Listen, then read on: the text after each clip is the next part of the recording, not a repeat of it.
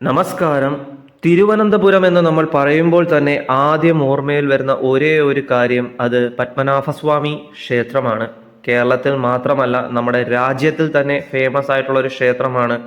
ലോകത്തിലെ ഏറ്റവും സമ്പന്നമായ ക്ഷേത്രം പത്മനാഭസ്വാമി ക്ഷേത്രം. നമ്മുടെ ഇന്നത്തെ ഈ ഒരു വീഡിയോ പത്മനാഭസ്വാമി ക്ഷേത്രത്തിലേക്ക് ഒരു ഭക്തൻ ആദ്യമായിട്ട് വരുമ്പോൾ ശ്രദ്ധിക്കേണ്ട എല്ലാ കാര്യങ്ങളും സ്റ്റെപ്പ് ബൈ സ്റ്റെപ്പായിട്ടാണ് നമ്മൾ ഇന്നത്തെ വീഡിയോയിൽ പറഞ്ഞു പോകുന്നത്.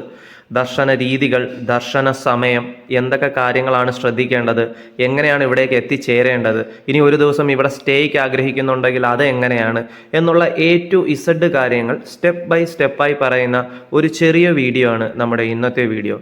നമ്മൾ പത്മനാഭസ്വാമി ക്ഷേത്രത്തിൽ ദർശനത്തിനായിട്ട് വരുമ്പോൾ മുൻകൂട്ടി നമ്മൾ ഇവിടുത്തെ ദർശന സമയം അറിഞ്ഞിരിക്കണം എന്നുള്ളത് ഒരു സത്യാവസ്ഥയാണ് കേട്ടോ.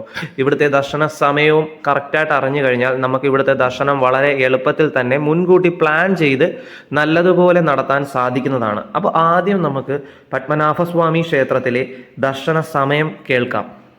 എല്ലാ ദിവസവും വെളുപ്പിനെ 3:30 നട തുറക്കുന്നു. നിർമ്മാല്യ ദർശനം രാവിലെ 3:30 3:30 മുതൽ 4:45 വരെയാണ് ദർശന സമയം. ശേഷം 6:30 മുതൽ 7 മണി വരെയാണ് അടുത്ത ദർശന സമയം. അത് കഴിഞ്ഞാൽ നീണ്ട 1.5 മണിക്കൂർ നമുക്ക് കാത്തിരിക്കേണ്ടി വരും. 8:30 പിന്നീട് നട തുറക്കുന്നത്. 8:30 മുതൽ 10 മണി വരെയാണ് വീണ്ടും ദർശന സമയം. അത് കഴിഞ്ഞ് അരമണിക്കൂർ ശേഷം, അതായത് 10:30 വീണ്ടും ദർശനക്രമം ആരംഭിക്കുന്നു. 10:30 മുതൽ 11:10 വരെയാണ് പിന്നീടുള്ള ദർശന സമയം. ഇപ്പം ഞാൻ ഈ പറഞ്ഞ ദർശന സമയമൊക്കെ ഒരു 10-15 മിനിറ്റ് അങ്ങോട്ടും ഇങ്ങോട്ടും ഒക്കെ ഓരോ ദിവസങ്ങൾ അനുസരിച്ച് മാറി വരാം. ഇതിപ്പോൾ ഒരു ഐഡിയ എടുക്കാനായി നമുക്ക് സാധിക്കും, ഒരു ധാരണ നമുക്ക് ഉണ്ടാക്കിയെടുക്കാനായി സാധിക്കും, ഇത്ര സമയം തൊട്ട് ഇത്ര സമയം വരെയാണ് ദർശനം എന്നുള്ളത് കേട്ടോ. അപ്പോൾ 11:10 കഴിഞ്ഞാൽ പിന്നീട് രാവിലെ 11:45 തൊട്ട് 12 മണി വരെയാണ് ദർശനം. പിന്നെ 12 മണി മുതൽ വൈകുന്നേരം 5 മണി വരെ ക്ഷേത്രം അടച്ചിട്ടിരിക്കും. നോ ദർശനമാണ് കേട്ടോ. ദർശനമില്ല എന്നാണ് ഞാൻ പറഞ്ഞത്. ഉച്ചയ്ക്ക് 12 മണി തൊട്ട് വൈകുന്നേരം 5 മണി വരെ ദർശനമില്ല. പിന്നെ വൈകിട്ട് 5 മണി തൊട്ട് വൈകുന്നേരം 6:15 വരെയാണ് അടുത്ത ദർശന സമയം. അത് കഴിഞ്ഞാൽ 6:45 മുതൽ 7:20 വരെയാണ് ദർശന സമയം. ഒരു 7:30 ആകുമ്പോൾ ക്ഷേത്രം അടയ്ക്കും കേട്ടോ, നട അടയ്ക്കും. ക്ഷേത്രത്തിലെ പ്രധാനപ്പെട്ട ദിവസങ്ങളിലും ഫെസ്റ്റിവൽ ദിവസങ്ങളിലൊക്കെ ഈ ഒരു ദർശന സമയത്തിന് ഞാൻ വീഡിയോയുടെ ആദ്യമേ പറഞ്ഞതുപോലെ ഒരു 5-10-15 മിനിറ്റ് അങ്ങോട്ടും ഇങ്ങോട്ടും ഒക്കെ മാറ്റം ഉണ്ടാവും. നിങ്ങളിപ്പോൾ ഈ കണ്ടുകൊണ്ടിരിക്കുന്നത് നമ്മുടെ പത്മനാഭസ്വാമി ക്ഷേത്രത്തിലെ മെയിൻ എൻട്രൻസ് ആണ്, അതായത് കിഴക്കേ നട. 4 എൻട്രൻസ് ഉണ്ട്. വെസ്റ്റ്, നോർത്ത്, സൗത്ത്, ഈസ്റ്റ്, അങ്ങനെ 4 എൻട്രൻസ് വഴി നമുക്ക് ക്ഷേത്രത്തിലേക്ക് പ്രവേശിക്കാനായി സാധിക്കുന്നതാണ്. ഇതിൽ ഏറ്റവും മെയിൻ എൻട്രൻസ് ആണ് കിഴക്കേ നട, അഥവാ നമ്മളിപ്പോൾ ഈ കണ്ടുകൊണ്ടിരിക്കുന്ന ഈസ്റ്റ് എൻട്രൻസ് എന്ന് പറയും കേട്ടോ. പിന്നുള്ള വളരെ കർശനമായ ഒരു റൂളാണ് ഇവിടുത്തെ ഡ്രസ് കോഡ്. ഇപ്പം ജെൻസിനാണെങ്കിൽ ഷർട്ട് പാടില്ല, ബനിയൻ പാടില്ല, പാൻറ് പാടില്ല, ധോത്തി മാത്രമാണ് നമുക്കിവിടെ. പിന്നെ മുണ്ട് നേരിയതെന്നൊക്കെ പറയത്തില്ലേ, അതൊക്കെ നമുക്ക് ജെൻസിന് സാധിക്കും. പിന്നെ നമുക്കിനി സഡനായിട്ട് നമ്മളൊന്നും കൊണ്ടുവന്നില്ലെങ്കിൽ ഇവിടെ തന്നെ ധാരാളം കട ഇങ്ങനെ ഈ 2 സൈഡിലായിട്ട് നിങ്ങൾക്ക് കാണാൻ സാധിക്കും. 60 രൂപ മുതൽ 100 രൂപ വരെയുള്ള നമുക്ക് ധോത്തി കാര്യങ്ങളൊക്കെ മേടിക്കാനായി സാധിക്കും. പിന്നെ ഷോർട്സ് ഇടാനും പറ്റില്ല കേട്ടോ. ഇനിയിപ്പോൾ ലേഡീസിനാണെങ്കിൽ സാരീസ് അലൗഡ് ആണ്, ഹാഫ് സാരി അലൗഡ് ആണ്. ടോപ്സ്, ലെഗിൻസ്, പിന്നെ മോഡേൺ ഡ്രസ്സ് ഇതൊന്നും കമ്പൽസറി ആണ്, വെരി സ്ട്രിക്റ്റ് ആണ്. ഇതൊന്നും പറ്റില്ല കേട്ടോ.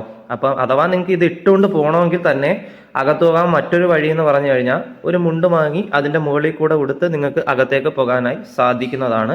അപ്പോൾ ഇവിടുത്തെ ഏറ്റവും ഡ്രസ് കോഡ് ഭയങ്കര സ്ട്രിക്റ്റ് ആണ്. ക്ഷേത്രത്തിനകത്ത് കയറണമെങ്കിൽ അതൊന്ന് ശ്രദ്ധിക്കുക കേട്ടോ. അതുപോലെ തന്നെ നമ്മുടെ കാര്യങ്ങളെല്ലാം, തിങ്സ് എല്ലാം പ്രോപ്പറായിട്ട് ഒരു സ്ഥലത്ത് തന്നെ വെക്കാനായിട്ട് എല്ലാ എൻട്രൻസിലും ക്ലോക്ക് റൂം ഉണ്ട്. ക്ഷേത്രത്തിലേക്ക് പ്രവേശിക്കാനായിട്ട് പോകുന്നതിൻ്റെ എല്ലാ ഭാഗത്തായിട്ടും ക്ലോക്ക് റൂം കാണാൻ സാധിക്കും. അവിടെ നമുക്ക് നമ്മുടെ ഫോൺ, ചപ്പൽസ്, പിന്നെ ബാഗ് ഇതെല്ലാം അവിടെ വെക്കാം. നമ്മുടെ കയ്യിൽ ആകെ വാലറ്റ് മാത്രം, അതായത് നമ്മുടെ പേഴ്സ്, കാശുള്ള പേഴ്സ് മാത്രം കയ്യിൽ വെക്കാനായി സാധിക്കത്തുള്ളൂ. ബാക്കിയെല്ലാം അവിടെ കൊടുത്തിട്ട് വേണം പോകാൻ. ഈവൻ സ്മാർട്ട് വാച്ച് ഒക്കെ ഉണ്ടെങ്കിൽ അതും, നോർമൽ വാച്ച് നമുക്ക് ധരിക്കാവുന്നതാണ് കേട്ടോ. പിന്നെ അറിയാലോ, ഹൈ പോലീസ് സെക്യൂരിറ്റിയാണ്. നല്ലതുപോലെ സ്കാൻ ചെയ്തിട്ടേ നമ്മൾ അകത്തേക്ക് പ്രവേശിക്കൂ. പിന്നെ ക്ഷേത്രം ഏത് എൻട്രൻസിൽ കൂടെ കയറി പോയാലും നിങ്ങൾക്ക് കാണാൻ സാധിക്കും. ആ എൻട്രൻസിനകത്തോട്ട് പ്രവേശിക്കുമ്പോൾ തന്നെ അവിടെ ഹെവി മിലിറ്ററി സെറ്റപ്പ് കാര്യങ്ങളെല്ലാം ഉണ്ട്, സെക്യൂരിറ്റിയാണ്. അറിയാമല്ലോ, ലോകത്തിലെ ഏറ്റവും സമ്പന്നമായ ക്ഷേത്രമായ പത്മനാഭസ്വാമി ക്ഷേത്രത്തിലേക്കാണ് നമ്മൾ ദർശനം നടത്താനായി പോകുന്നത്. അതുപോലെ തന്നെ ഈ പ്രൈവറ്റ് വെഹിക്കിൾസിലൊക്കെ വരുന്നവർ വെളിയിലാണ് കേട്ടോ പാർക്കിംഗ്. അമ്പലത്തിൻ്റെ ഒരു പരിപാടിയിലും നമുക്ക് അവിടെ ഒരു പരിസരത്തും നമുക്ക് അമ്പലത്തിൻ്റെ അടുത്തായിട്ട് അങ്ങനെ പാർക്ക് ചെയ്യാനായിട്ട് സാധിക്കില്ല. പിന്നെ ഇവിടെ ഒരു അതിമനോഹരമായ ഒരു വലിയ ക്ഷേത്രക്കുളം തന്നെ നിങ്ങൾക്ക് കാണാൻ സാധിക്കും. അങ്ങോട്ടേക്ക് ആർക്കും പ്രവേശനമില്ല, കർശനമാണ് അതൊക്കെ കേട്ടോ. അതൊക്കെ ഒന്ന് ശ്രദ്ധിക്കുക, ചെറിയ ചെറിയ കാര്യങ്ങളാണ്. പിന്നെ ഇവിടുത്തെ നൈറ്റ് വൈകുന്നേരത്തെ കാഴ്ച ഒക്കെ അടിപൊളിയാണ്. അപ്പം സ്റ്റേക്ക് ആഗ്രഹിക്കുന്നവർ ക്ഷേത്രത്തിൻ്റെ തന്നെ ആയിട്ടുള്ള ദേവസ്വത്തിൻ്റെ റൂംസ് കാര്യങ്ങൾ ഇവിടെ വന്ന് നിങ്ങൾക്ക് ബുക്ക് ചെയ്ത് എടുക്കാവുന്നതാണ്. ഒരു 500 മുതൽ 1000 മുതൽ അങ്ങനെയൊക്കെ റൂംസ് കാര്യങ്ങൾ വരുന്നുണ്ട്. അതല്ല, തലസ്ഥാനമായ നമ്മുടെ തിരുവനന്തപുരം സെൻട്രൽ റെയിൽവേ സ്റ്റേഷൻ സ്ഥിതി ചെയ്യുന്ന തമ്പാനൂരാണെങ്കിൽ പോലും ബഡ്ജറ്റ് ഫ്രണ്ട്ലി ആയിട്ട് ധാരാളം റൂംസ് കാര്യങ്ങൾക്ക് നിങ്ങൾക്ക് ബുക്ക് ചെയ്യാനായി സാധിക്കും. ഇവിടെ വന്നെടുത്താൽ മതി. ഇനി മുൻകൂട്ടിയാണെങ്കിൽ നിങ്ങൾക്ക് ഓയോ വഴി ബുക്ക് ചെയ്യുന്നതായിരിക്കും നല്ലതാകുമ്പോൾ കുറച്ചുകൂടി പൈസ വളരെയധികം കുറവായിരിക്കും. ഇനി നിങ്ങളിപ്പം ട്രെയിൻ മാർഗം ഏത് സ്ഥലമായിക്കോട്ടെ, നിങ്ങൾ ട്രെയിൻ മാർഗം തിരുവനന്തപുരം സെൻട്രൽ വന്നിറങ്ങിക്കഴിഞ്ഞാൽ അവിടുന്ന് ഒരു ഓട്ടോ പിടിച്ചു കഴിഞ്ഞാൽ ഒരു 30 രൂപയ്ക്ക് നിങ്ങളെ ഇവിടെ കൊണ്ടാക്കും. അതായത് മെയിൻ എൻട്രൻസിൻ്റെ അടുത്ത്, ഈസ്റ്റ് എൻട്രൻസ് കിഴക്കേ നടയുടെ അടുത്ത് നിങ്ങളെ കൊണ്ട് ഇറക്കാവുന്നതാണ്.